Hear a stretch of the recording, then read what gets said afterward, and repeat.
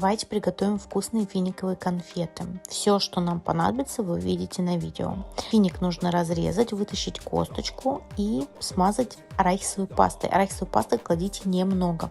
Внутрь я ложу миндаль. Все это запаковываю и потом поливаю горьким шоколадом растопленным, все это дело. После чего посыпаю все сублимированной малиной. Это не обязательно на самом деле, просто хотелось, чтобы конфетки были красивые. Хранить в холодильнике это очень вкусно, обязательно попробуйте.